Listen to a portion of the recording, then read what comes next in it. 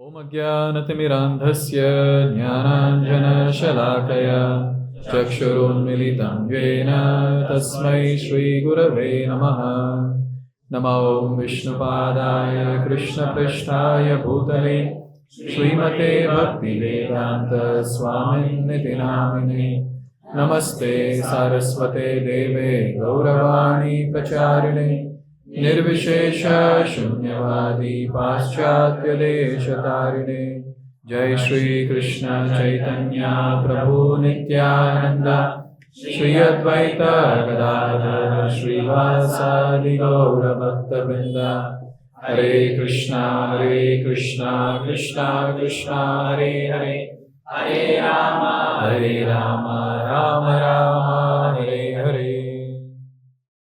Lord Krishna is very, very beautiful. Very, very beautiful.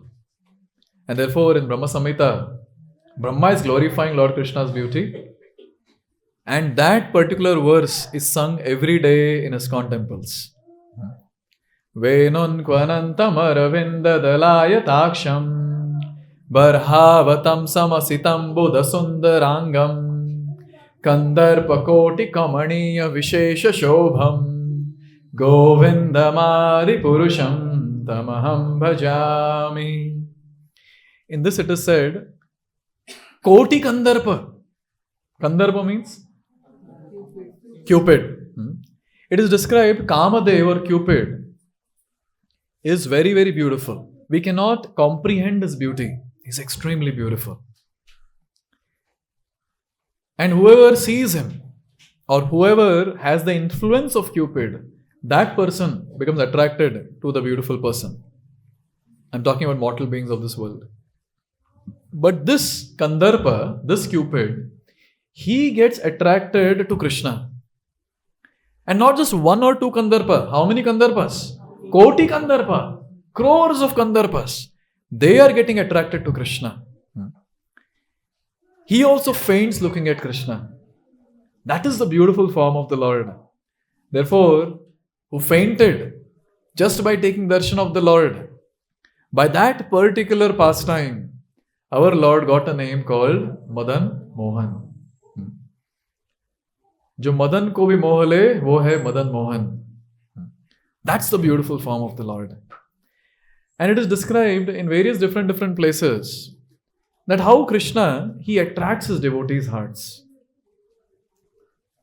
Another very beautiful shloka from Bhakti Rasamrita Sindhu, which Rupa Goswami, he is chanting. Now Rupa Goswami is describing what one gopi is telling another gopi. See, if actually someone has taken darshan of the Lord are the Vrajavasis. They are the ones. They are the ones who are completely attached to the beautiful form of the Lord. And especially the gopis.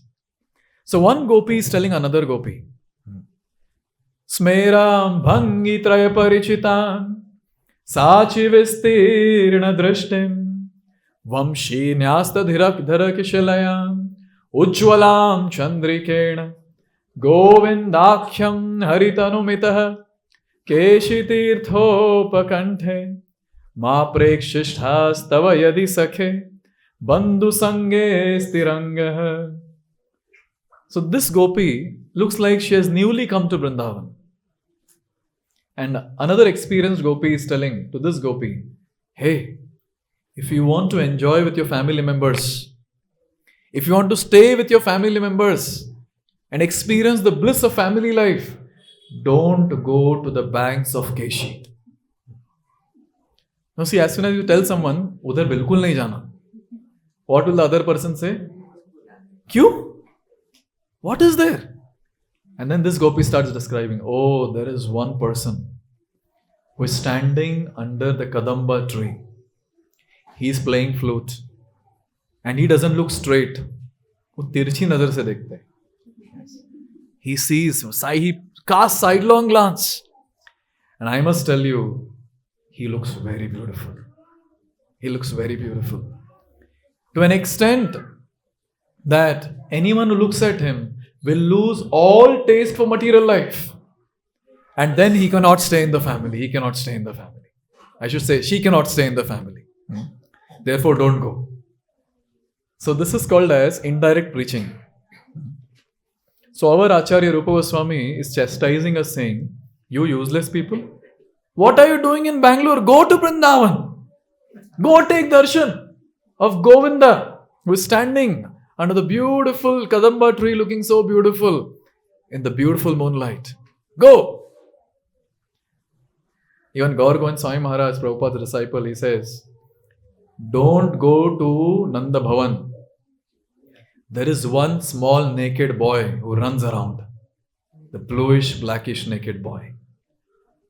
And if at all you happen to see him, your material life will be destroyed. ओहो, कभी आएगा वो दिन हमारे जीवन में?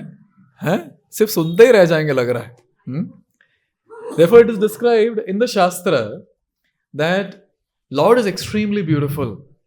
And we devotees have to get attached to that beautiful form of the Lord. If we are able to get attached to the beautiful form of the Lord, our life is successful. See, till now, till date, unfortunately, from many lifetimes, we have got a lot of dirty samskaras, in our subtle existence. Very dirty samskaras. And Krishna is telling in Bhagavad-gita, Yam yam vapi smaran bhavam tyajyatyante kalevaram tam tam ivaiti kaunteya sadatat bhava bhavitaha 8.6 Bhagavad-gita. So Krishna is saying, hey Arjun, whatever you remember at the time of death, you attain that state in your next life. Now, I don't know what dirty things we're going to remember at the time of death. Because this Ante Narayana Smriti is very important. If you're not remembering the Lord, no, we will remember something dirty material thing and we will attain the same state of what we are remembering. Therefore, our entire life, we're supposed to practice to get attached to the beautiful form of the Lord. Because if we remember the form of the Lord by chanting Hare Krishna, so Krishna is saying, Anta kale cha mameva smaran muktva kalevaram ya prayati samadbhavam yati nasti atra samshayah.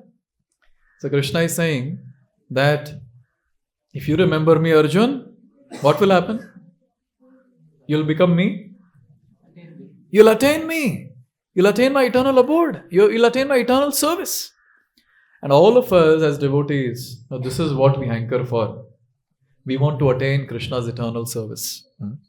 Therefore, our entire life now, we need to replace these dirty samskaras with the auspicious divine samskaras, bhakti samskaras. And therefore, sincere, serious devotees, they have to practice. They have to practice remembering the various glories of name, fame, qualities, pastimes of the Lord and the form of the Lord. Very important. More we practice, more we receive the mercy of the Lord. You know why? Because more we are getting in touch with these entities which are non-different from the Lord, we get purified. And when Lord sees our endeavor, naturally showers His mercy. See, one thing is when you chant Hare Krishna and you perfect chanting of Hare Krishna offenselessly with love and devotion, the next phase is the form of the Lord will manifest. Close your eyes, you're chanting Hare Krishna, you're continuing to chant and the form of the Lord manifests in your meditation. You're not imagining. The form is manifesting automatically. But now that might take some time. Yes. So therefore, whenever devotees get time, anyways we see so many different things. Anyways we try to meditate on so many different things. Why not see beautiful form of Krishna and meditate on different parts of the divine form of Krishna? That will be so purifying, so wonderful. So when we see different parts of the divine form of the Lord, starting from the lotus feet to the beautiful peacock feather on the head, and we remember the speciality, the glory of that particular feature or that particular part of the divine form of the Lord, naturally, firstly our mind will be engaged, and second, we'll get purified, and third, we'll receive mercy of the Lord, and fourth, we'll attain the eternal service of the Lord. Therefore, Amrish Maharaj said, Savai Manha Krishna Padara Vindayo. So it means always meditating on the lotus feet of the Lord. And our acharyas say that when it is said meditate on the lotus feet of the Lord, that doesn't restrict to only lotus feet. Because always the great personalities are addressed by the lotus feet. Because we take a humble position and we don't see their face, but we address by the lotus feet. Therefore, in Sadhu Samaj, when great sages meet, so when they have to ask some other sadhu, where have you come from? They'll not ask, where have you come from? They'll ask, Shri Charan kahan se padare hai? No, where has this lotus feet come from? You see? That's how you address the great personalities. Obviously, we don't use such language in iskcon, so it's okay. But I'm just saying that how the lotus feet represents the entire form of the personality. Therefore, it's very important that we understand the glory of different divine bodily parts of the Lord. And we meditate on that.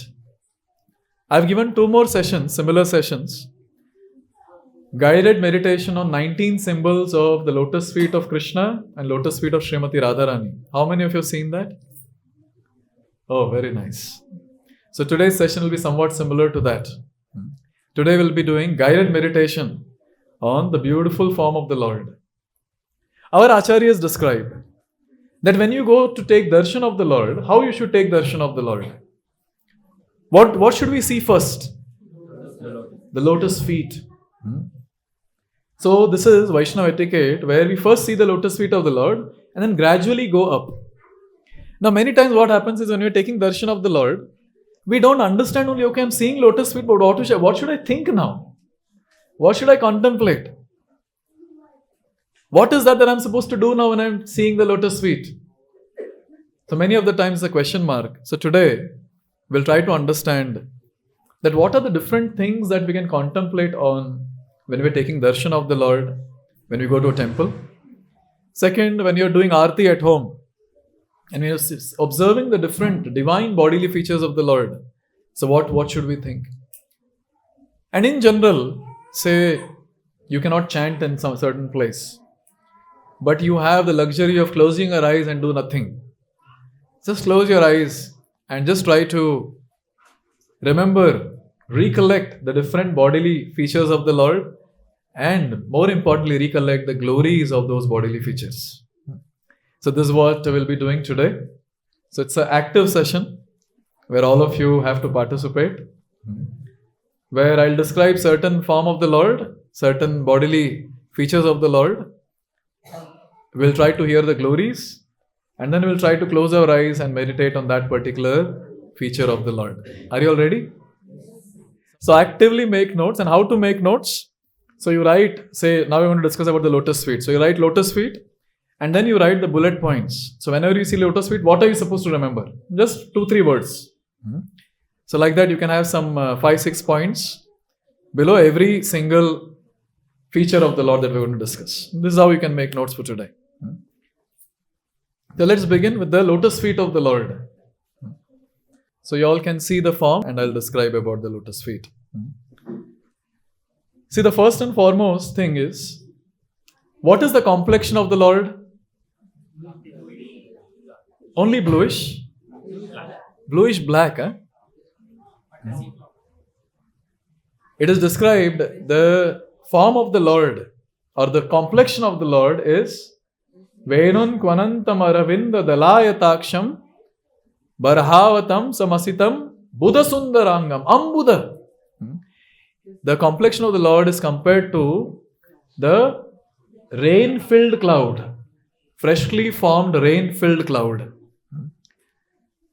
So one of the main personality in our Sampradaya, Gaudiya Vaishnava Sampradaya, the trunk of our Sampradaya, or I should say the root of the Sampradaya is Madhavendra Puri. When Madhavendra Puri Maharaj, when he would see the freshly formed rain-filled clouds, he'll go mad, crying, because he would remember Krishna. But when we see the rain-filled cloud, what do we remember? Pakoda. And if we are going out, we remember umbrella.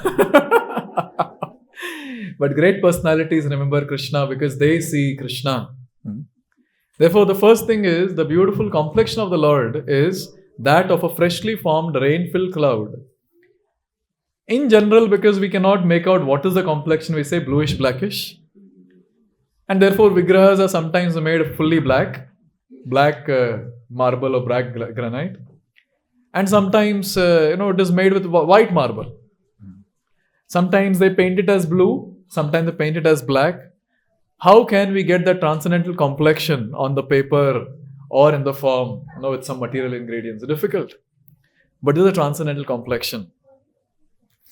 Now, starting with the lotus feet of the Lord. First and foremost, the soul. The soul is very, very pink, very reddish in fact. Not just pink, it's very reddish and very, very soft. Therefore, it is called as lotus feet. One is it's very, very soft. Second, on the sole of the Lord's lotus feet, there is one lotus symbol also. Therefore, it is called as lotus feet. And also another thing is, Krishna never leaves Vrindavan. He never steps out of Vrindavan. An entire Brajabhumi is in the shape of lotus. Therefore, the personality whose feet is always on the lotus, that feet is called as lotus feet. Now, there are 19 symbols on the lotus feet of the Lord. So, you all can watch that session called Meditation on the Lotus Feet, 19 symbols of the lotus feet of Lord Sri Krishna. It's there on our channel, you can watch that. Now, as soon as we talk about lotus feet, tell me, all the devotees who have been reading Bhagavatam, only you can tell, and others who have watched movies and TV series and getting knowledge from WhatsApp, you need not speak. The ones who are reading Bhagavatam or heard some lectures, as soon as we talk about lotus feet, what do you remember? Lotus feet is compared to what all different things? Okay, so as soon as we see the lotus feet, immediately the first thing that a devotee might remember is the pastime of Vamanadev. How Vamanadev extended his feet. And then with two steps, he covered the entire 3 planetary systems. And when he was taking his second step, he moved it with so much of force that it ruptured the material covering and the transcendental rivers flowed into this material realm. And that is called as Ganga. So that water which washed the feet of the Lord and which comes down is Ganga, which so many people are now mad and crazy during the Kumbh season. Yes, everyone wants to go and take bath there. So nice. Okay, what else you remember? Okay, you remember the very wonderful pastime of Kaliya. We'll come back to the Kaliya pastime. And there's one beautiful shloka which says, Samashritaye pada pallava plavam mahat padam punya yasho murare bhavam vatsa padam param padam yat vipadam natesha. So here in this shloka, the lotus feet is compared to a boat. It is described that anyone who gets onto this boat, that person can easily cross this Bhavasagara. In fact, in another place it is given that you get onto this boat and the entire ocean becomes as small as the hoofprint of a calf. Water filled in the hoofprint of a calf. Now tell me, is it difficult to cross a hoofprint of a calf? Very simple. This is the glory of taking shelter of the lotus feet of the Lord. So whenever you see the lotus feet, immediately we should remember, oh, this is the boat which will help me to cross this Bhavasagara. And also very, very important, these lotus feet are so soft that when these lotus feet are wandering in the forest, there are certain people back at home who are in great worry in Vrindavan. Who are they? They're very tensed. Yashoda Mai and all the other gopis. They're very tensed because they know very well that how soft the lotus feet of the Lord are. Because when they try to massage the feet of the Lord, when they press, it becomes extremely reddish and they're very scared. Are we hurting? So now when they know this particular thing, that how soft the lotus feet is, and now when they're thinking, oh, Krishna is walking behind the cows. And these cows are not very intelligent. They'll eat the grass, they'll not eat the full grass, they'll eat in certain way that now that grass becomes more sharp because half is cut. And now our Krishna, his beautiful soft lotus feet is going to step on that. Oh, It's almost like getting a heart attack. These gopis, every now and then, they were the ones. In fact, one of the quality of Srimati Radharani, when I read, I was very astonished. You know what is that? High blood pressure. High BP is one of the quality of Srimati Radharani because she is always tense thinking about Krishna. When he goes to forest, what will happen? And sometimes there are sharp stones also. Therefore, gopis are singing in Gopi Geet. Shila Trinan Kurai Sidati Tinaha Kalilata Manaha Kanta Gachati. Oh Lord, we are very tensed. Please come back. Where are you? Please come back. We're tensed that you'll be stepping on some sharp stones or some sharp grass. Oh Lord, we are very tensed. So when devotees who are reading Bhagavatam, when they see the lotus feet, they remember this particular stanza that, oh, how soft the lotus feet of the Lord are. And these lotus feet are soft, but when needed, they're very strong. All of you remember the Shakatasur Leela? Yes? It was Krishna's very, very wonderful pastime. What was the ceremony all about that day? No, it was not naming ceremony. Yes. Utthana ceremony, that's called as. Utthana ceremony. Lord turned and Yashoda, oh, my child has turned. Let's have a ceremony. She called everyone and the entire house is filled with people. And now Krishna started crying. Mother Yashoda felt what to do. The house is filled with people, what to do. Then she thought, okay, in the veranda we have this shakat, the cart. And Krishna was kept below the cart. And Krishna realized, arey, ceremony is happening for me and I am only in one corner. I should get the attention. And guess what? This small boy who is just 100 days, he started moving his legs. And it is described that while moving the legs, it touched the shakat. And the entire shakat toppled, not just toppled, it got dismantled completely. The wheels were out. All the ghee was out. Or whatever pots were kept, everything fell down. Bataiye. This is our Lord's lotus feet. It is lotus, soft like lotus, but pretty hard also. It can kill an asur just by the touch. And when the shakat got toppled, then all those Vrajavasis, they came and they started asking the small kids, what happened? What happened? And those small kids started saying, this small boy, he started moving his legs. He touched his feet to the cart and the cart toppled. And what do you think the elderly Brajavasis, they said? Hey, chup! Kuch bhi phaltu. Aise kaise ho sakta hai? Small boy, he's crying for milk and he can do this. No, it's not possible. This is how sometimes even atheistic people say, this is all not possible. This is all not possible. But we devotees understand that our Lord, He is extremely soft and at the same time is extremely hard also when needed. And all the time devotees keep saying the lotus feet are so sweet, lotus feet are so sweet. One day Lord felt, let me see how sweet the lotus feet is. He took his feet, one of the foot, and he started sucking his own big toe. How much sweet it is. Let me see how much sweet it is. So when we take darshan of the beautiful lotus feet of the Lord, these are the different things that we can remember. That how devotees are mad behind the lotus feet to attain the service of the lotus feet. Now we are still discussing about the palm and the toes. When it comes to nails of the Lord, it is described very beautifully in Chaitanya Charitamrita. Padanaka chandragana talekara nartana nupurera dhvani jaragana. Now see, at the lotus feet, Krishna wears beautiful ankle bells. Now you all can see in the picture also. He wears beautiful ankle bells. And it is described that when he walks or when he moves his feet, so at that time the ankle bells move, they make beautiful tinkling sound. Now, it is described in the Shastra, in Chaitanya Charitamrita, by Chaitanya Mahaprabhu, that Krishna has got 24 and a half moons in his body. 24 and a half moons. And the first 10 moons are described the lotus feet. And which are these 10 moons we're talking about? The nails of the Lord, the beautiful nails of the Lord.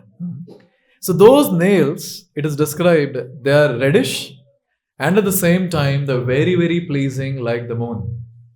So now when the tinkling sound is there, so these moons are considered to be dancing on the music created by the ankle bells. So therefore, whenever the Lord is moving, Lord is dancing. So we see the toes also dancing, and these toes are dancing on the music created by the beautiful tinkling sound of the Lord. So this is the thing that we remember. But at the same time, we remember a very, very important tattva. When we see the nails of the Lord, what is that? In Brahma Samhita it is said. You all can repeat. Panthastu koti shata vatsara sampragamyo vayo rathapi manaso muni pungavana sopyasti yad prapadasimnya vichintya tattve. Everyone together.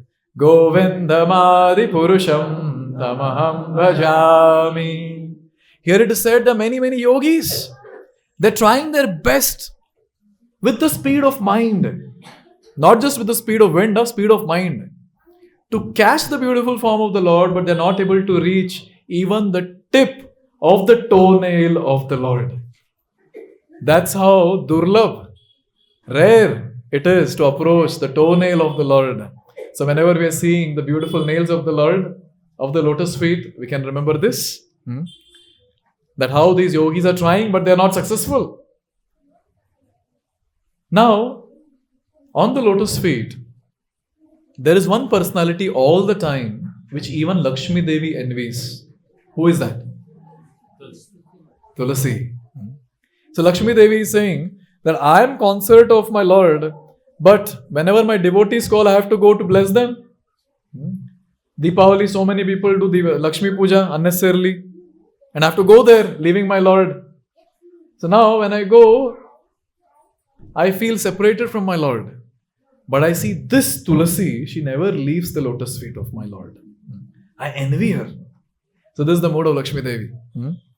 So Tulasi is always there on the lotus feet of the Lord. So now this Tulasi is also very special. Because this Tulasi that is offered at the lotus feet of the Lord has the power to convert even Brahmavadis into devotees. Tell me which pastime is this? The 4 Kumaras, the small 4 boys, they go to Vaikuntha to take darshan of the Lord. And then they were not allowed inside. Jai Vijay stops them. And at that time, Jai Vijay were cursed by 4 Kumaras. You become demons for 3 lives. And at that time, Lord comes out of Vaikuntha. And at that time, when Lord comes out of Vaikuntha, it is described, a beautiful shloka. Please repeat. Tasya ravinda nayanasya padara vinde Kinjal kamishra tulasi makaranda vayuhu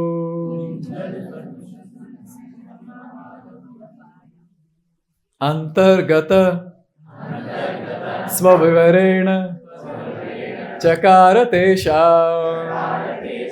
Shangshobha Akshara Josham Api Chitta Tanvaho. Now these 4 Kumaras who are Brahmavadis, Brahmavadis means they have attained Brahman realization and they're very satisfied, very stable. Nothing material can disturb them. But when the Lord came out from Vaikuntha, what happened is the wind started blowing. And that air, it started flowing through the lotus feet of the Lord, touching the lotus feet of the Lord. So it is described that when the wind started blowing, touching the lotus feet of the Lord, it carried the fragrance of the lotus feet. Because lotus feet in itself is very fragrant. It's very fragrant. So that fragrance, along with the fragrance of Tulasi, it mixed. And then that entered the nose of the 4 Kumaras and they got agitated. And the agitation was so divine that now these Brahmavadis became Krishna conscious devotees. Can you imagine? This is the power of the Tulasi leaves. So as soon as we start meditating, we close our eyes, we start meditating, we remember the Tulasi leaf also. And the glory of the Tulasi leaf. And we understand very clearly that these Tulasi leaves are very, very dear to Krishna. Are you all ready to meditate on the lotus feet? Yes, everyone. Okay, you all can see the photo first. And then you all can close your eyes. Okay, you all saw that? You see the position, don't change the position of the lotus feet. It should be like that only. Okay, yes, everyone with eyes closed. And I'll help you all to meditate. So what is the complexion of the lotus feet of the Lord? It's a freshly formed rain-filled cloud complexion. And the sole of the lotus feet, they are which color? Reddish. And they're very soft. How many symbols are there? 19 symbols. And then coming up. Oh, by the way, when you see the lotus feet, what can you remember? Okay, Vamandev, you remember Vamandev, and then you also remember the boat. You can remember the boat saying, yes, these lotus feet are the ones who are going to help me cross the Bhavasagara. Coming to the beautiful nails. Which color? Reddish color. And they're compared to moon. How many moons? 10 moons. And they're dancing on the tune created by the ankle bells. The beautiful ankle bells. And these toenails are hankered by whom? Even the great yogis, and they're not able to attain. And on the lotus feet of the Lord, devotees offer tulasi leaves. And these tulasi leaves are very dear to the Lord. And they converted even the 4 Kumaras to devotees. So mentally, all of us can offer some beautiful flowers at the lotus feet as we are starting this guided meditation on the beautiful form of the Lord. Let's offer some tulasi leaves also, and we'll start going above the lotus feet.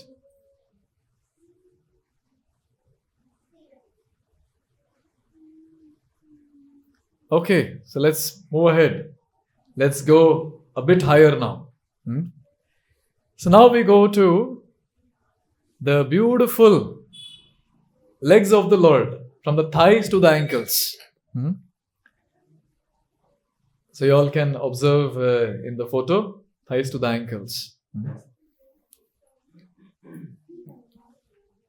Have you all heard anything about the comparison of these thighs to any entity of this world? What are, no, not that, some other things. The legs of the Lord or thighs of the Lord are compared to,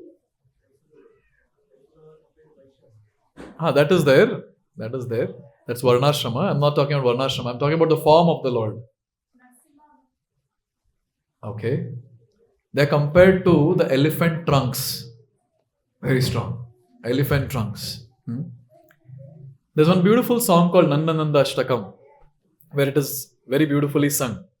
Karena Venuranjitam Gati Karindra Ganjitam Dukula Pita Shobhanam Namami Nandanandanam. So these thighs, these beautiful divine legs are covered by yellowish dhoti. Why Krishna wears yellow dhoti?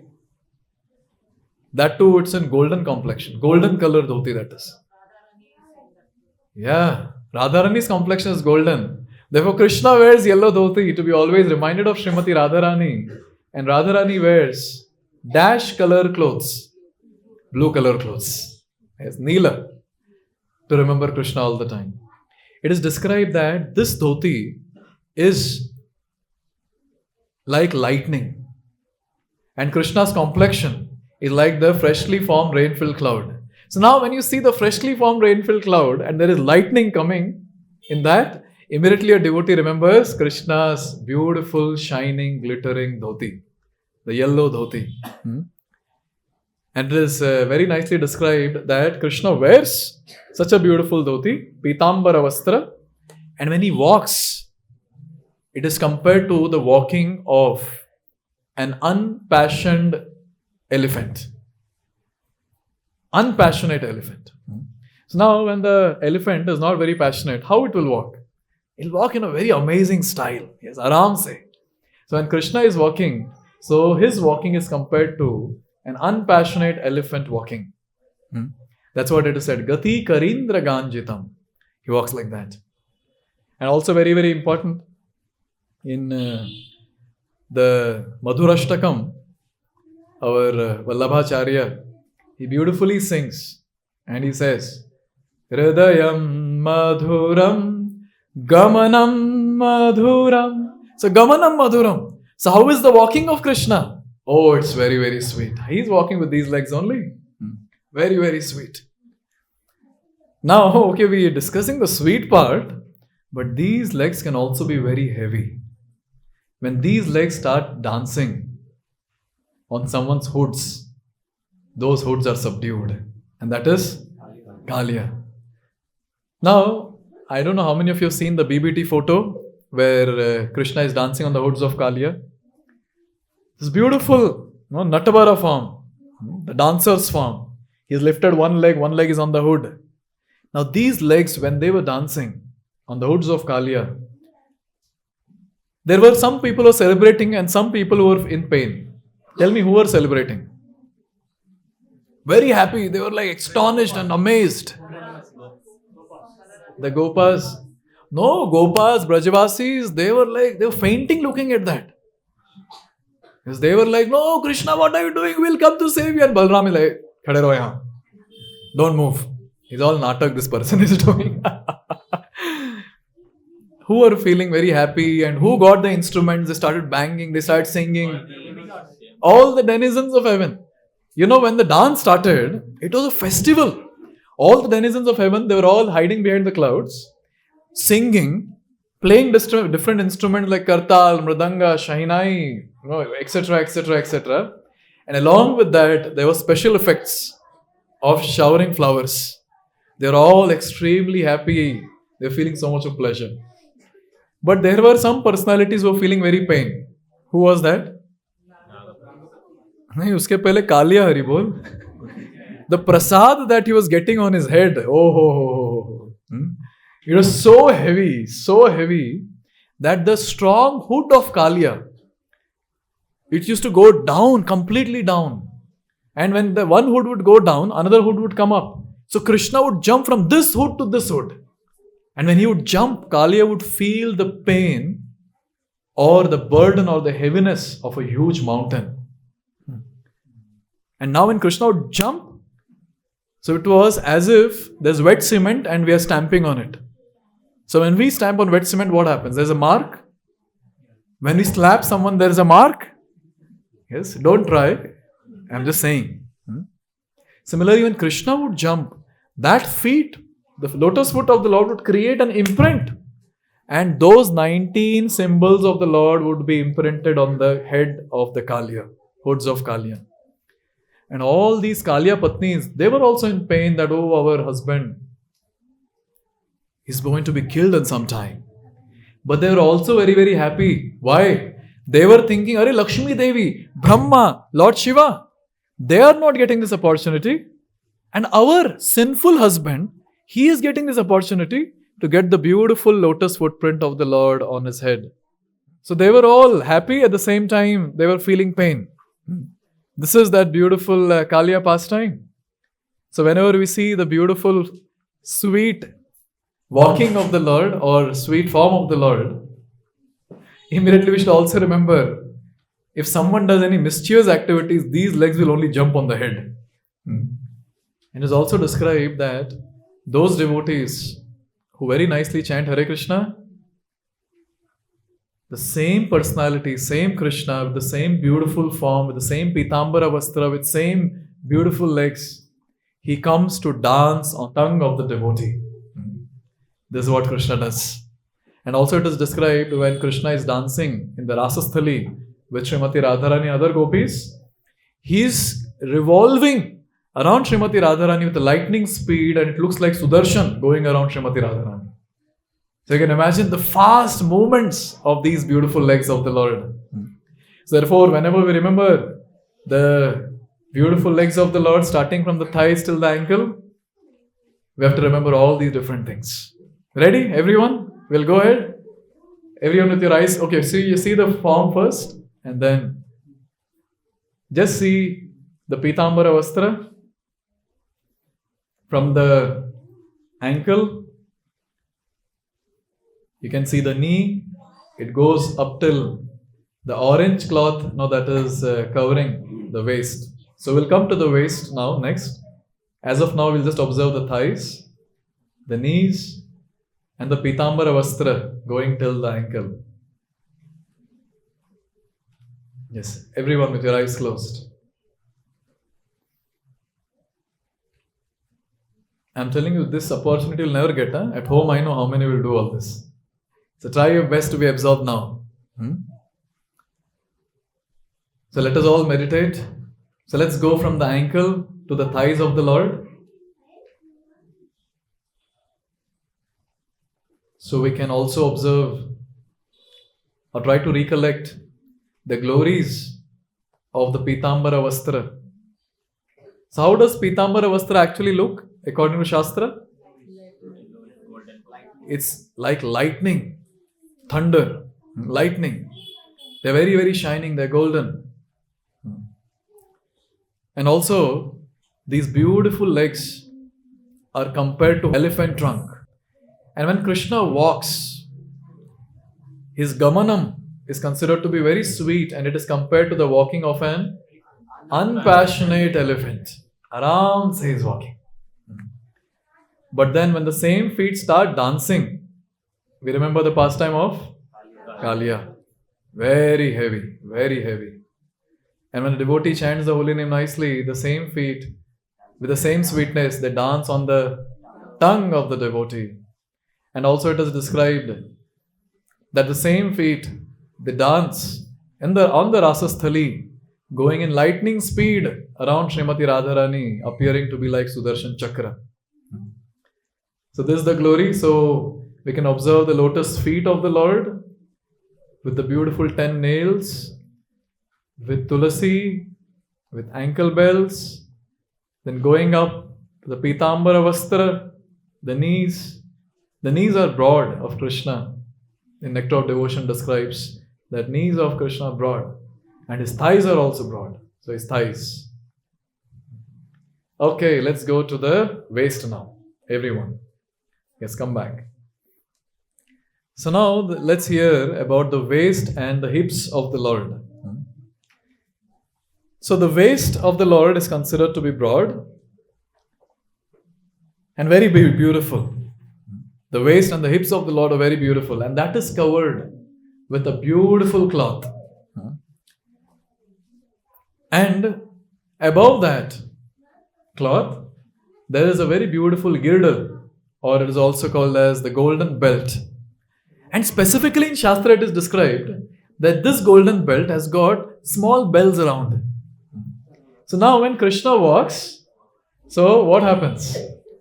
The bells will also move, and they'll make the beautiful tinkling sound. So it is so wonderful. Now just to hear about this, and many of the times when the Vrajavasis, when they would see Krishna going from, walking from his place to forest, sometimes it is described that some devotees, some gopis will just be seeing the lotus feet, and they're so absorbed seeing the lotus feet, they're not able to go up to see his form, other parts of the body. And at other gopis, they're just looking at the Pitambara Vastra and they're stuck there, they're hooked on to that place. And the other gopis who are just seeing the beautiful waist of the Lord, decorated by the beautiful golden belt with the bells. And the bells are moving, and the gopis are also moving. They're not able to move above the bells now. They're stuck, they're hooked on to the beautiful golden belt of the Lord. And going above the waist, there is a very, very important anga, the beautiful anga of the Lord. beautiful limb, called as the navel.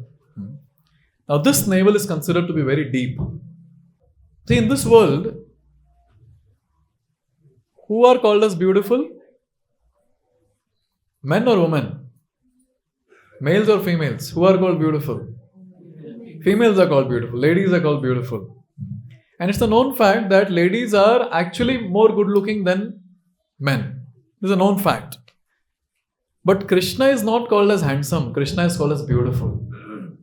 Because Krishna is much more, we cannot say how much more, but much more beautiful as compared to any beautiful female anywhere in the entire creation. Very, very beautiful. Therefore, you'll never hear that we say Krishna looks smart or Krishna looks handsome. No, Krishna is very beautiful. And in this world, again, it is a known fact that there are particular body parts of the female to which the males get attracted to. And one of them is described as navel. Now, I always tell this to brahmacharis and also the men here, even for matajis for that matter. And this is very important. If you meditate on the navel of the Lord and remember the glories of the navel of the Lord, will not get attracted to any other's navel. No other beauty can attract us. Therefore, it is described that Krishna's navel is very beautiful. It's called as lotus navel. And who is glorifying this navel, in Bhagavatam? Anyone? Who is glorifying the navel of the Lord? Okay, hint. Krishna is leaving from Hastinapur to Dwarka. Kunti Maharani is praying. And you all know the shloka. Namo Pankajanabhaya. Everyone. Next. Namo Pankajamaline. Next. Namo Pankajanetraya. Namaste Pankajangraye. So Kunti Maharani, she is seeing the navel of the Lord and she is paying obeisance. I pay obeisance to this beautiful lotus navel. Question. Why this navel is called as lotus navel? Pankajanabha. Why?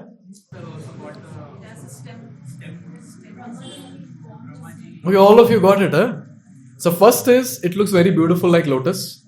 Second, from that navel, a beautiful lotus flower emerged. And this lotus flower was not small lotus flower, which we get in market. Huge lotus flower. And on that huge lotus flower, there was one personality who took his birth. And his name is Brahma. So Brahmaji took birth. Can you imagine this lotus flower is so big, so huge. And the stem is so big and so huge that all the 14 planetary systems are accommodated in the stem of the lotus flower, of this lotus. Huge. Now you can imagine how deep the navel is. You can imagine how broad the navel is and how glorious this navel is. Therefore, Krishna, whenever we see Krishna's navel, we remember the entire creation. And Prabhupada says that Krishna does not need a female counterpart to give birth to the child. He himself, alone, independently, he can give birth to the child, and the example is Brahma's birth. And therefore, Krishna is called as Aja, unborn. Even Brahma is called Aja, unborn. Why unborn? Because he did not take birth like ordinary kids of this world. He appeared directly from the navel of the Lord. So in this way, when we see the navel of the Lord, this is what we need to remember. It's pretty deep. And from that navel comes the beautiful lotus flower on which Brahma appears. Okay, we'll just meditate on these two now. The waist of the Lord and the navel of the Lord. Everyone, look at the beautiful form. You can zoom it, and if you want, if you wish, you can see.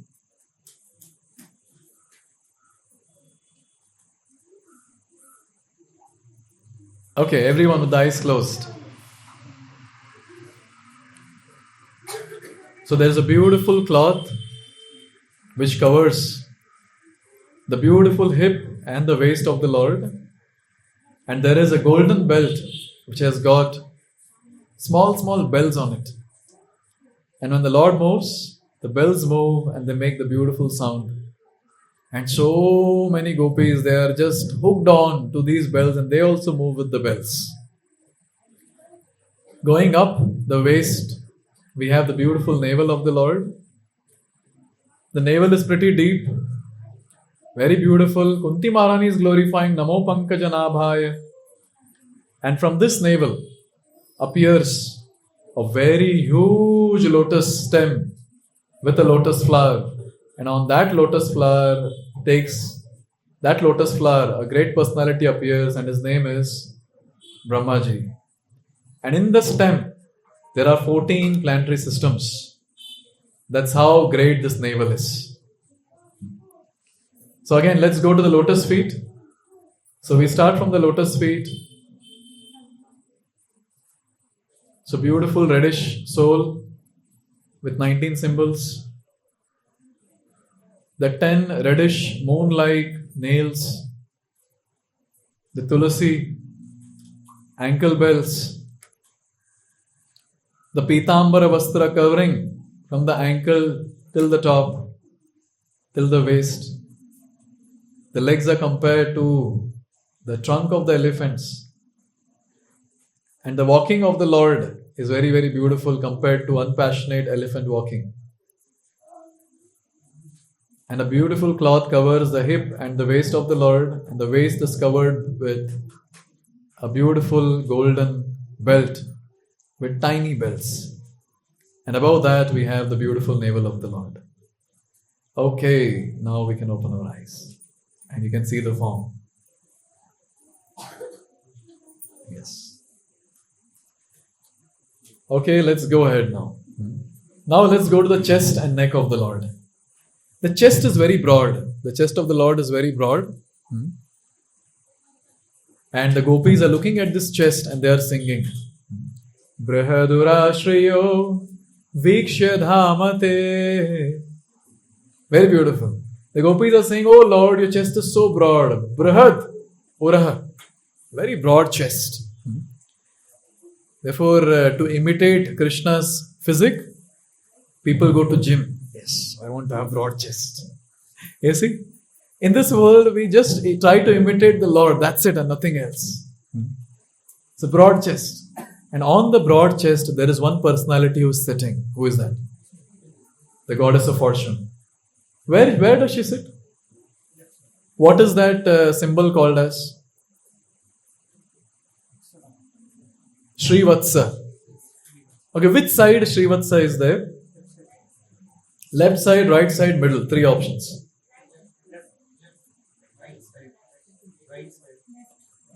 Okay, I'll tell. Right. So it's not on the left side. Many times we get confused. It's not on the left side, it's the right side. And this symbol is just few golden hairs. Few golden hair. Golden strikes also sometimes it's said. And this you will find on various deities also. On the right side, this symbol will be there. Either golden strikes or golden hair. So this Srivatsa. Now, when Samudra Manthan pastime was going on, a beautiful jewel came out.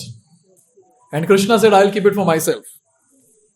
And that jewel is called as Kaustuba Mani or Kaustuba gem. And Krishna wears that Kaustuba on his neck, on his chest. And also it is described that our Lord is very stylish. Very stylish. I didn't describe when he wears dhoti, he doesn't wear only one type of dhoti, one style of dhoti. Many styles he knows. Sometimes they tuck the dhoti in one place, sometimes other place. Very beautiful. And at the same time, the ornaments that he wears are very, very beautiful. It is described Bhushenera Bhushana Anga.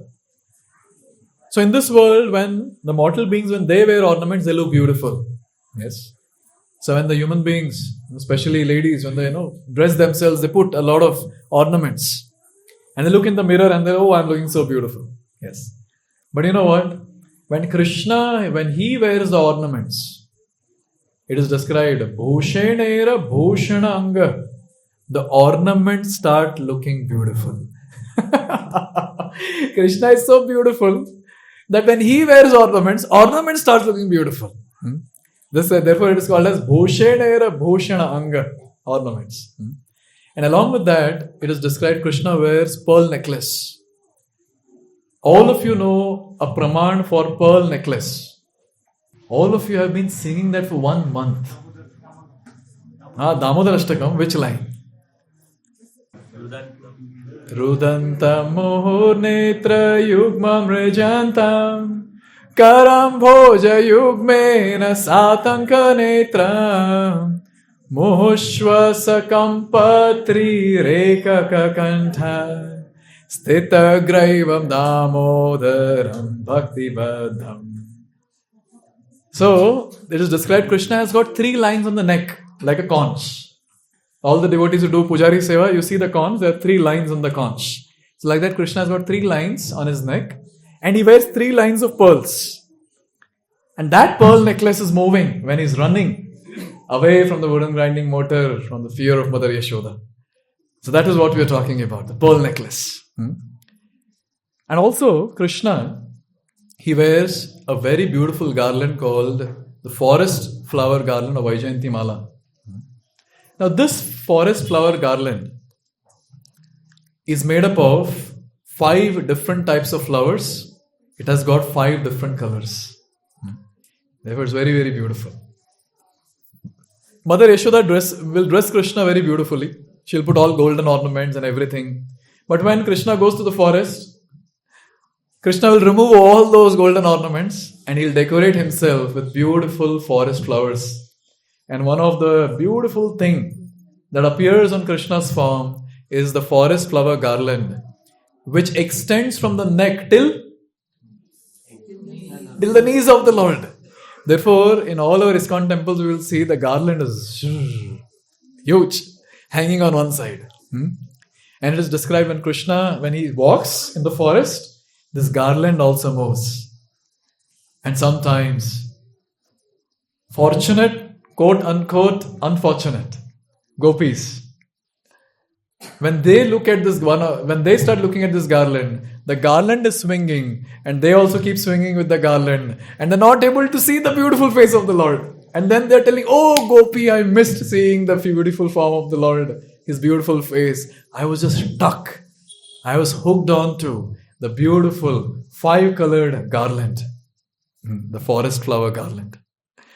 So this is the Vaijayanti Mala or the forest flower garland. Sometimes Vaijayanti Mala is also described as a beautiful ornament made up of 5 jewels, 5 different stones, precious stones. Okay, so now let's meditate because there are many things we have discussed now, on the chest of the Lord. Everyone, with your eyes, see the form. Observe the chest and the neck of the Lord.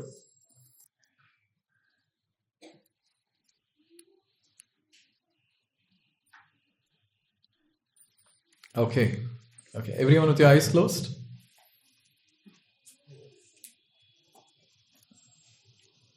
So we're talking about the chest. The first aspect of the chest is, it's very broad, the broad chest.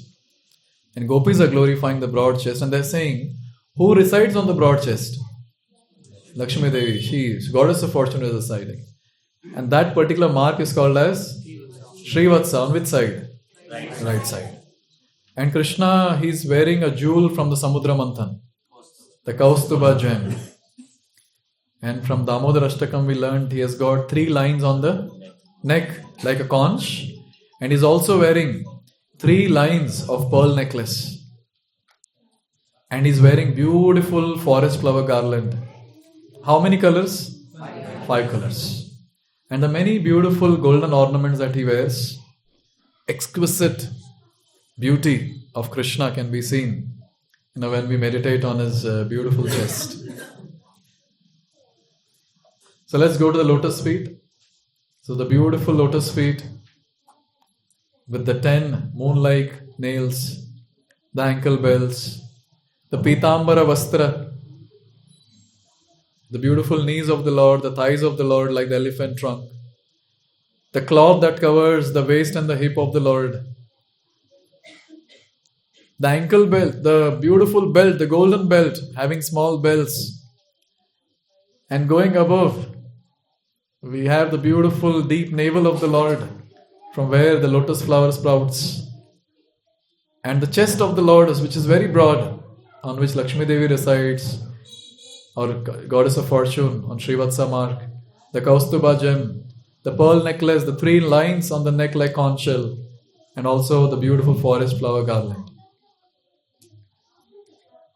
And this forest flower garland hangs from the neck till the knees, and it keeps moving when he walks in the forest, and also when he comes back to the village, Vrindavan, Brajabhumi. Okay. Yes, everyone, open your eyes. Now let's meditate on the beautiful broad arms of Krishna. Arms of Krishna. So, Krishna's arms are broad. And there are beautiful armlets which are put around the arms of the Lord. You see, in this world, we just copy the Lord, that's it. When especially, when Matajis decorate themselves for marriage and this and that, they'll put armlets. Yes. It's all coming from the Lord. And the great kings in the past, the men, they would put armlets. And they would look very nice. And on his wrist, he's wearing beautiful bangles. Now when men wear bangle, they look horrible. But when Krishna wears bangle, he looks very beautiful. Much more beautiful than any female. Beautiful bangles. Now, I have one question. Let me see if you all can answer. As soon as you see the beautiful arms of the Lord, any pastime you are able to remember about this, which signifies or which points towards the strength of the arms of the Lord? You wanted to say Govardhan? Yes, Govardhan. Yes. And our Raghunath Das Goswami, he is glorifying Govardhan. And he says, Nijapati bhuja danda chatra bhavam prapadya. So Raghunath Das Goswami is saying, Oh Govardhan, you are that beautiful transcendental umbrella. And guess what? Nijapati bhuja danda. And that umbrella had a handle or the rod, and that rod was none other than Krishna's beautiful hand. Can you imagine? For 7 days, 7 nights, Krishna is holding the Govardhan mountain. And it's so wonderful to see the love of all the Brajavasis. Instead of celebrating their saved from the wrath of Indra, they are tensed. Everyone is tense. Gopis are tense. Gopas are tense. Elderly Gopas, younger Gopas, elderly Gopis, the young Gopis. Everyone is tense looking at Krishna. कब से पकड़ के रखा है हमारा बच्चा? Krishna दुख रहा है क्या? Is it paining? And then all the Gopas, especially his friends, like, Krishna, now we'll help you out. Don't worry, now we'll help you out. And they put the stick. Krishna, abhi chhod do, hum pakad liye. And you know what? Their mood was, if Krishna can lift, we are his friends, we can also lift. What's the problem? Ekdam alag mood. Tumi, hami, sham. That was the mood. You and me equal. There is no difference. And the gopis were in a different mood. The gopis were saying, Arey, this person doesn't have any strength. You know how he is lifting? Our Swamini Sri Radha, she is glancing at him and he is deriving power from her. In this way, when we see the beautiful hand of the Lord, the limb of the Lord, immediately, now we should remember this beautiful Govardhan pastime. And along with that, when we move ahead and see his fingers, when we see his palm, the reddish palm, like we have the reddish soul, like that we have reddish palm. And there are many symbols on the palm also. I have not done a guided meditation on the symbols of the palm. We'll do it soon. I'm trying to find the references for the same. So there are many symbols on the palm. And now, when you see the nails, these nails are again compared to the moons. How many moons? Okay, now I have a question to all of you, just guess. So the moons on the legs, on the feet, they were dancing on the tune of the ankle bells. Now these moons which are there on the fingers, they'll dance on the tune by flute. And that's what very beautifully it is said. Karanakha Chander Hata Vamshi Upar Kare Nata Taragita Murari Latana. Very beautiful. It has said all these finger, the nails, the moons, they're dancing on the tune of the flute of Lord Sri Krishna. And these beautiful palms of the Lord, they bless the devotees. And they also hold the hands of Goddess of Fortune. That's what the gopis are singing.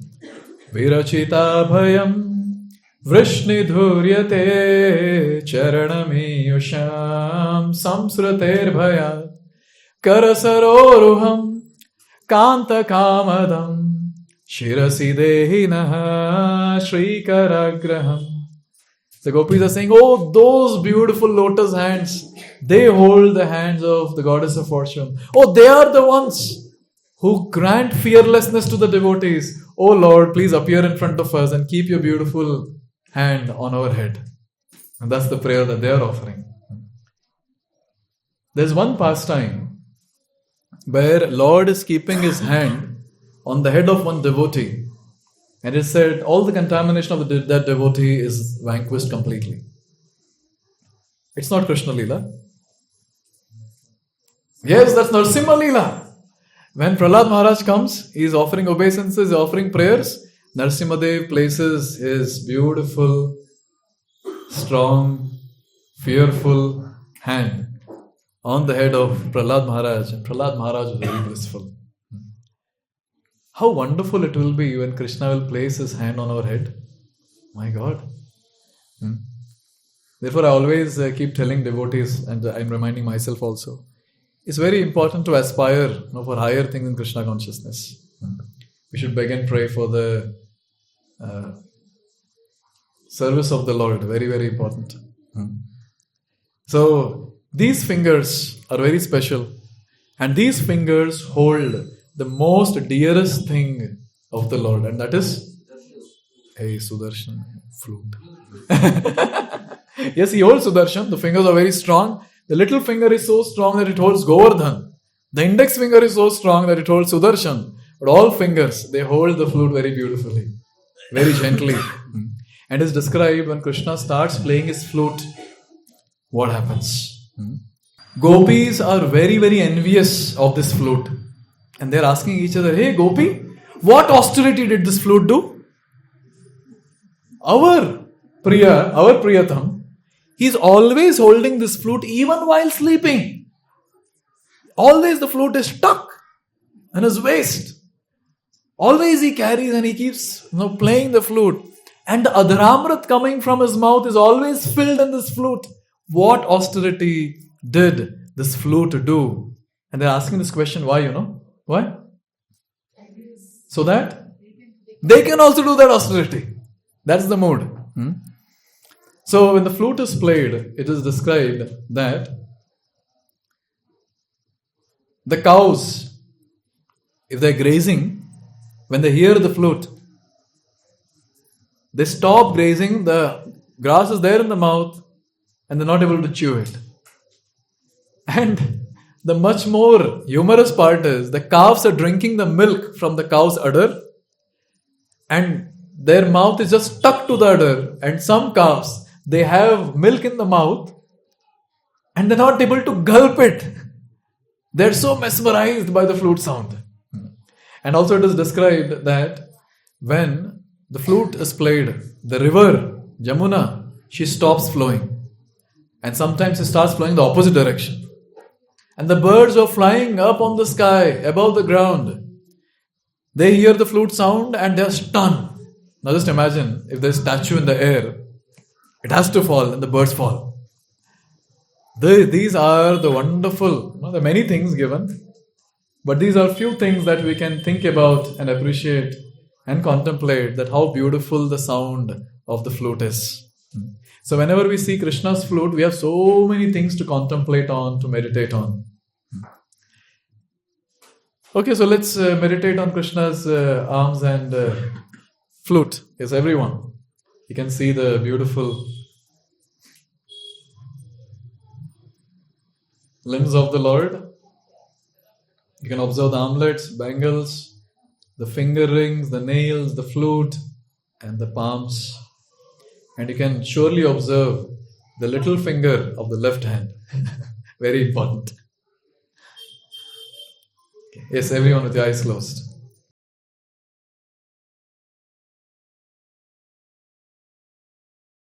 These hands of Lord Sri Krishna in Bhakti Rasamrita Sindhu, Srila Rupa Goswami compares it to the pillars, very strong. But at the same time, they're very tender. And at the same time, they're broad also. And these broad arms are covered by armlets, and the wrists are covered with beautiful bangles. And Krishna's palms are very reddish, with many auspicious symbols. There are 10 moons, and those are the nails of the Lord. And these nails dance on the tune of the flute. And Krishna is holding this flute. But before that, we understood that how strong Krishna's arms are. They are, the little finger holds Govardhan 7 days, 7 nights. And they're not tired. And also these beautiful lotus palms of the Lord, they bless the devotees and they hold the hands of Goddess of Fortune. And when they bless the devotees, or when the palms are kept on the head of the devotees become fearless. And this is the shelter that every devotee is searching for. And this is what we should hanker for. Very important. And also we discussed this flute. Oh, this flute is so dear to Krishna. He plays the flute. He keeps the flute himself to his chest very close when he's sleeping. He tucks it into his dhoti sometimes. And the gopis are very envious. They want to do the similar austerity what the flute might have done. They're asking, what austerity, hey Sakhi, the flute has done? And just by the flute sound, so many miraculous things take place in Vrindavan. And one of the miraculous things that will take place in our life is when we hear the flute, we'll be stunned. And Srila Prabhupada says, the Hare Krishna Mahamantra, the vibrations of Hare Krishna Mahamantra are none other than or non-different from the vibrations coming from the flute of Krishna.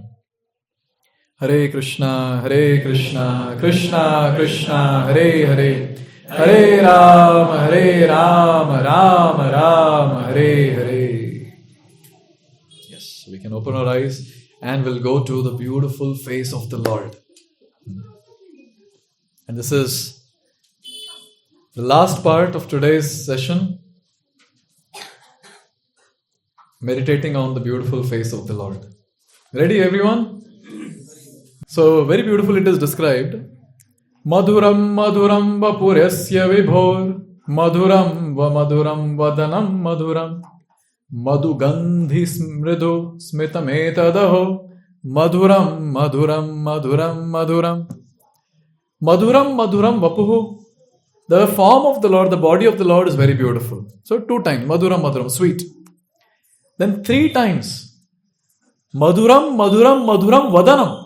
The beautiful face of the Lord is very, very sweet. 3 times sweetness, 3. And on that face, the smile of the Lord is the most sweetest. And 4 times madhuram is used. Madhuram. And this beautiful face of the Lord in Srimad Bhagavatam, it's compared to which canto? The 10th canto of Srimad Bhagavatam is the beautiful face of the Lord.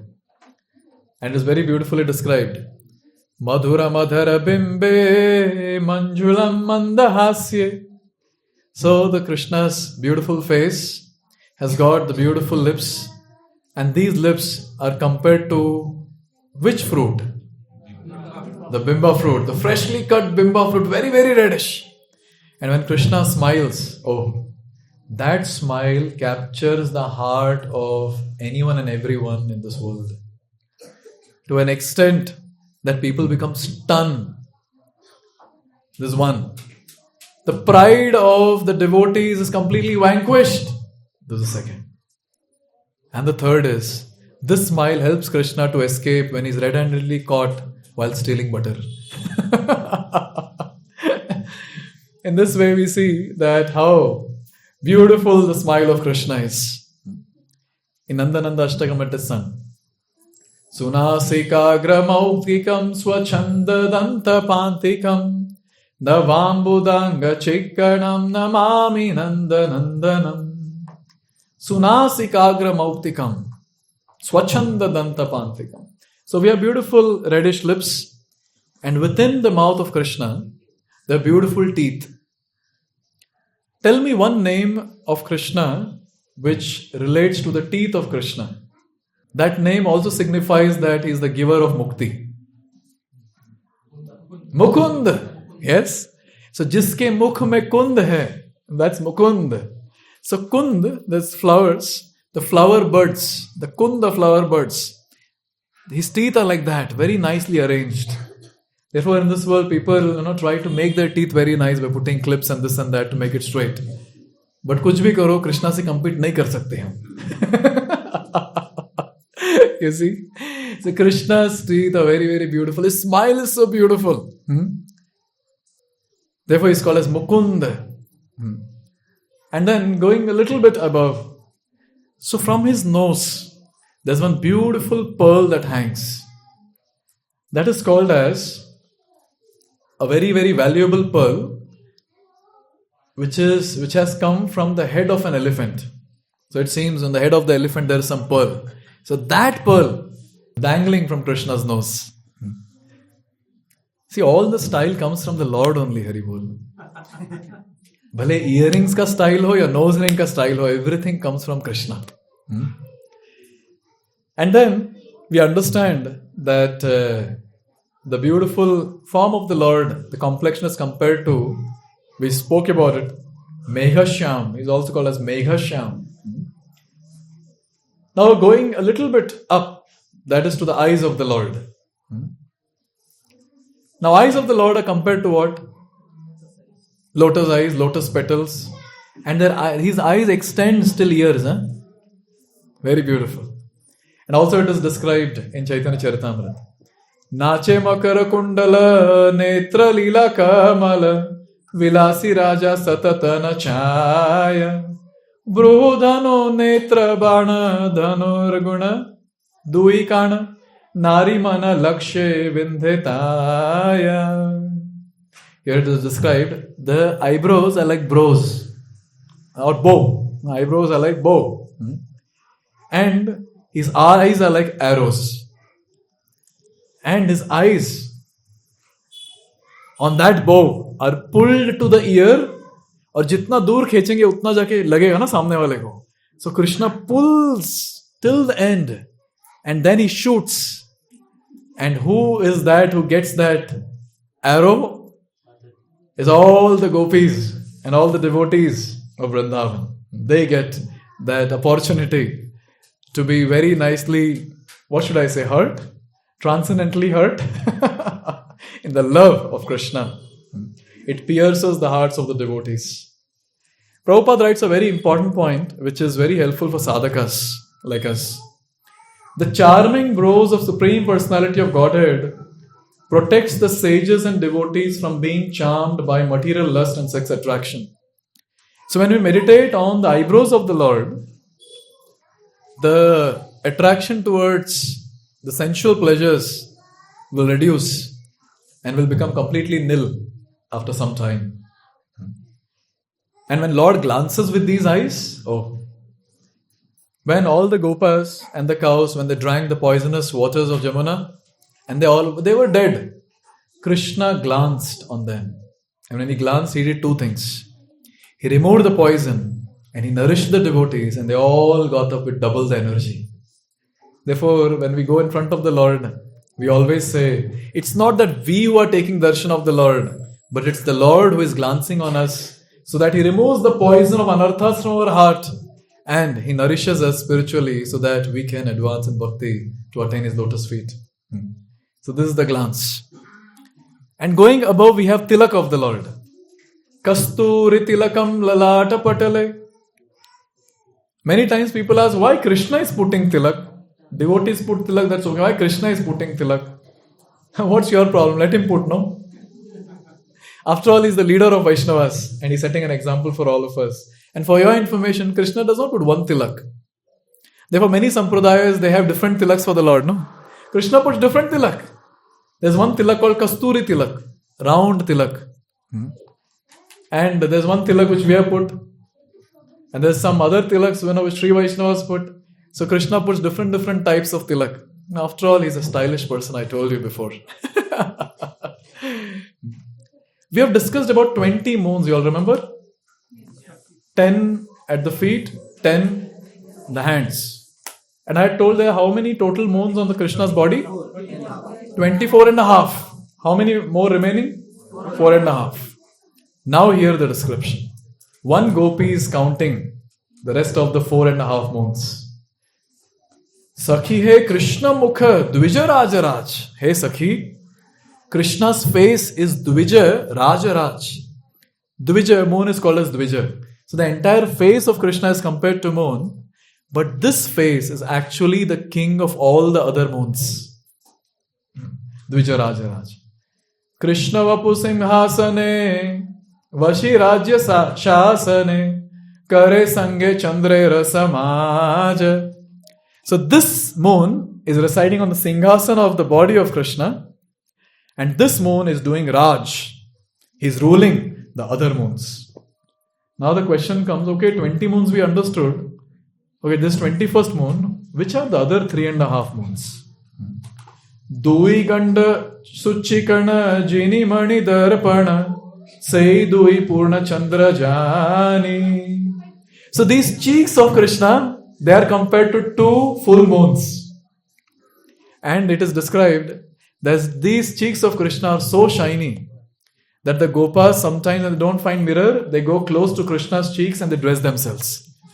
They can see the reflection on the cheeks. That's how shiny Krishna's cheeks are. Now, okay, how many moons done? 20? 23. Abhi 1.5 is remaining. Lalate ashtamindu tahate chandana bindu seka purna chandramani. The forehead of Krishna is compared to Ashtami Indu, half moon. And there is one chandan bindu that is put round the tilak. That is considered to be one full moon. And therefore, this is how we have how many moons? 24 and a half moons. Wow.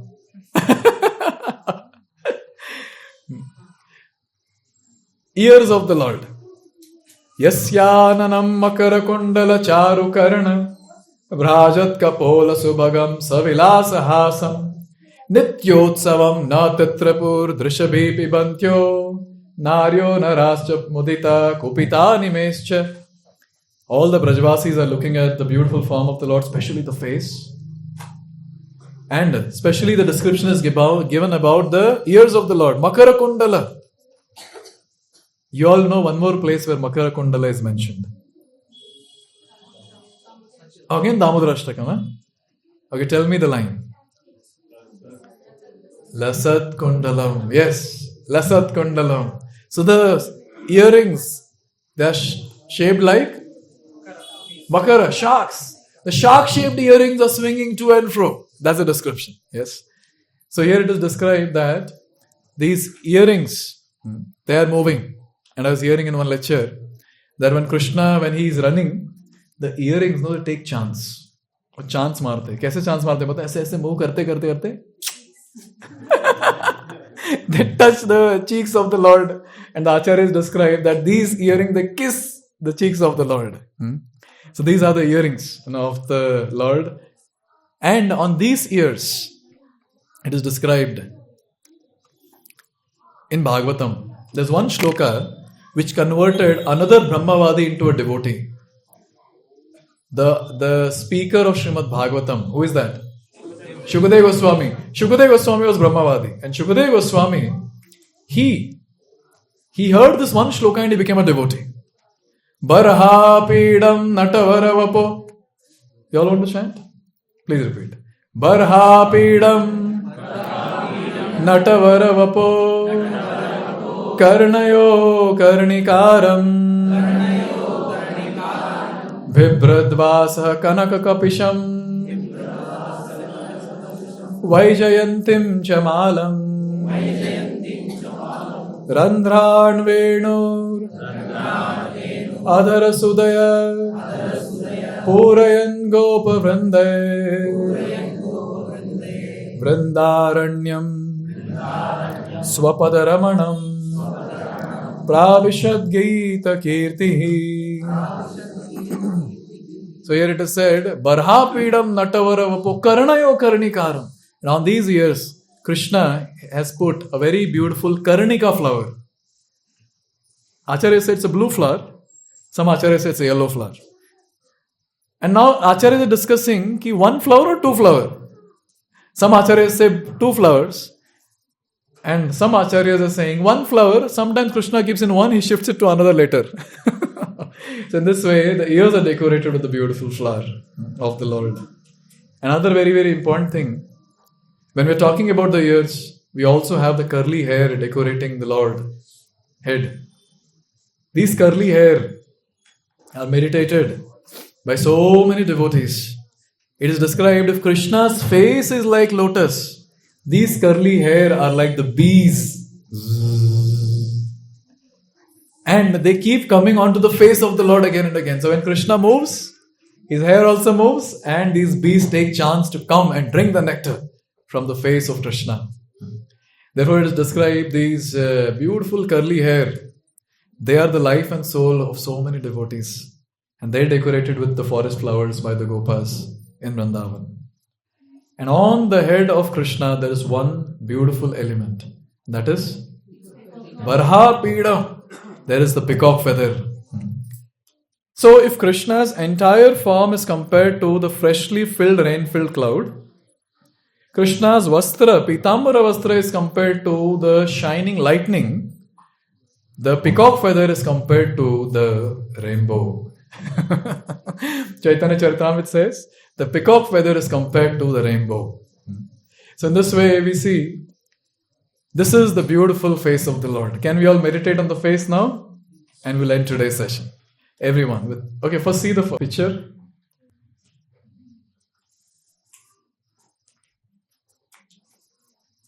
Okay, everyone, eyes closed. So now we are coming to the most sweetest form, sweetest part of the Lord's transcendental form. The entire body of the Lord is called as Madhuram Madhuram. The face of the Lord is called as Madhuram Madhuram Madhuram. And the smile of the Lord is called as Madhuram Madhuram Madhuram Madhuram, the sweetest. And Lord's beautiful lips are very, very reddish. They are like the freshly cut bimba fruits. And Krishna has got amazing, shiny teeth, which are like the buds of Kunda flower. Therefore his name is also Mukunda. And going a little bit up, oh, by the way, the smile of Krishna cannot be missed. His smile can just inundate the devotee's life with nectar of Krishna consciousness. Devotees go stunned. Their pride is shattered just by looking at the smile of Krishna. Going up, Krishna has got a raised nose. And from that nose, there is one dangling pearl which comes from the elephant's head. Very precious. Going up, we have the eyes of Krishna, which are compared to the lotus petals. They extend till the ears. And in Chaitanya Charitamrita, the description says, the eyebrows of the Lord are the bows. These eyes are the arrows which extend till the ears, and then they shoot the devotees. And the devotees are in ecstasy. And these eyes, when they glance on devotees, they remove all the poison and nourish the devotees completely. Srila Prabhupada says the eyebrows are very important for devotees. Anyone who meditates on the eyebrows, all the sensual desires are completely vanquished. Krishna puts different types of tilaks. And that tilak is also life and soul of devotees. And when it comes to the ears of Krishna, oh, very beautiful. He wears shark-shaped earrings. And these earrings keep swinging, and sometimes they go and touch the cheeks of the Lord. And also we heard about the cheeks. The cheeks are very, very shiny, to an extent that Gopas go and they dress themselves looking into those mirror-like cheeks. And going to the head of the Lord, the beautiful curly hair till his shoulders. Oh, they are very soft. And when Krishna comes from the forest, they are covered with the dust from the hoof of the cows. And Krishna looks even more beautiful. And these curly hair, when they move, when Krishna moves his head, these curly hair move and they are like bees, humming bees, drinking the nectar of the lotus-like face of Krishna. And finally, on the head of the Lord, the turban is there, beautifully decorated with flowers. And there is the beautiful peacock feather. And whenever you see peacock feather, immediately devotees who are very exalted, they remember Krishna. So this is the beautiful form. So for the last time, let's go for today. This is the first time from today for all the devotees to continuously meditate on the form. But for last time in this session, let's begin from the lotus feet. Everyone at the lotus feet now. The beautiful reddish soles, the 20 moon-like nails, the beautiful fingers, the toes, the tulasi, ankle bells, and the pitambara vastra from the ankle to the waist, covering the beautiful thighs of the Lord, which are compared to elephant trunks. The cloth that is covering the waist and the hip of the Lord. The golden belt that has got small bells which create tinkling sound when Krishna walks. Going up, there is the beautiful deep navel from which the beautiful lotus flower appears and on which Brahma takes birth. The chest of the Lord is very broad, with Srivatsa mark, Kaustuba gem, the pearl necklace, the 3 lines on the neck, and the beautiful forest flower garland with how many colors? 5 colors. And this garland extends from the neck till the knees.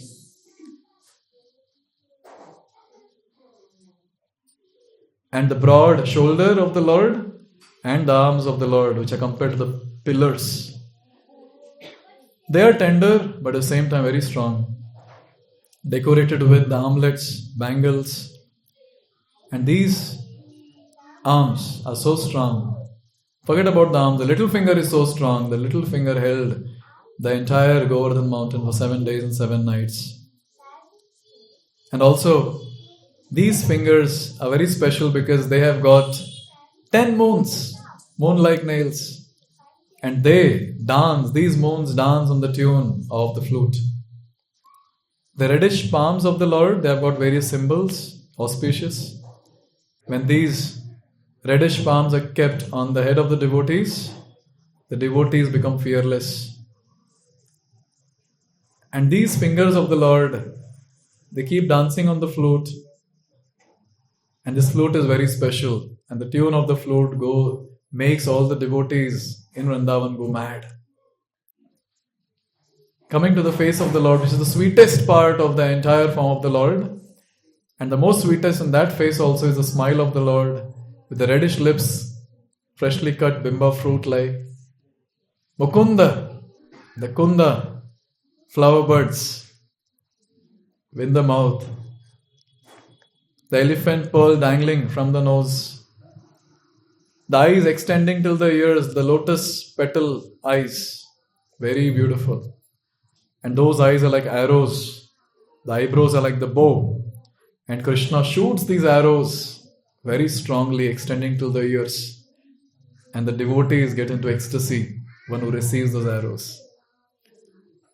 And the ears are so beautiful, decorated with shark-shaped earrings. Prabhupada says one should meditate on the eyebrows of the Lord to vanquish one's lusty feelings. And the tilak of the Lord, so beautiful. The curly hair of the Lord extending till the shoulders, soft, curly, and they are compared to humming bees which drink the nectar of the lotus-like face. And finally, the beautiful turban decorated with flowers, and there is the peacock feather. If the entire form of the Lord is compared to the freshly formed rainfall clouds, his dhoti, his pitambara vastra is compared to the lightning, and the peacock feather is compared to the rainbow. So this is the beautiful form of the Lord. So keeping our eyes closed, let's pray to the Lord that may He appears to us like this in the beautiful form, and may the actual form of the Lord be visible to us very soon. And just by taking darshan of the such form, may all our material desires be completely nullified, and may our heart always get attracted to such a beautiful form. And let's pray to the Lord that, oh Lord, at the time of death, please appear in your beautiful form to us. And this is the practice that we need to do every single day if possible, and especially when we go to take darshan of the Lord. Okay, we can open our eyes. So thank you very much. I hope all of you had a nice time meditating. Yes. Brajendra Nandan Shyama Sundar Krishna ki Jagat Guru Srila Prabhupada ki